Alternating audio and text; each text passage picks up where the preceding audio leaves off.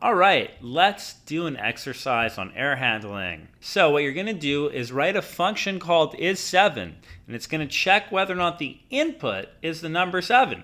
That seems fair enough. And then returns true if it is. Makes sense. And if it isn't, then we get the error. All right, so it's got this basic function that's checking whether something actually is what it's supposed to be.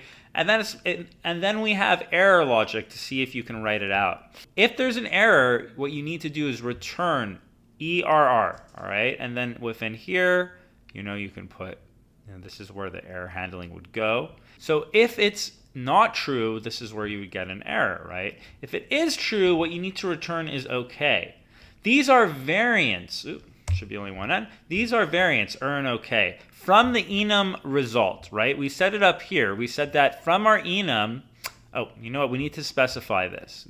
Okay and ERR, and by the way, this should be lowercase, okay and ERR. So the enum result in standard Rust provides okay and error. These are variants of the enum. These are the two that we use. All right, and I'm going to want you to try to figure out how to do this. All right, and I'm going to tell you something else. Because we've entered an advanced section, I want to leave. You should be able to put these pieces together without me writing every single step all the time. So I want you to realize that in Rust, you can return multiple data types as a function. Well, how does that work? Well, in our function main here, we could put an enum, and then we could input data types, for example, like that. Okay, that's just pseudocode to show you what I mean. So once you've done that, you want to create a variable solution in the main function, which is assigned to calling the is7 function. And then you want to test various inputs, right? Because you want to see if it's 6, then we should get the error. If it's 9, error. If it's 7, no, it should be okay.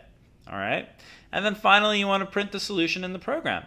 So it's as easy as 1, 2, 3. Okay. All right, so give this your best shot. Have fun with it. And I'll take your time, and once you've come up with a solution, or you feel like you've put adequate amount of time into solving it, I'll see you for the solution in the next lesson, in the next video. Okay, see you there, hotshot.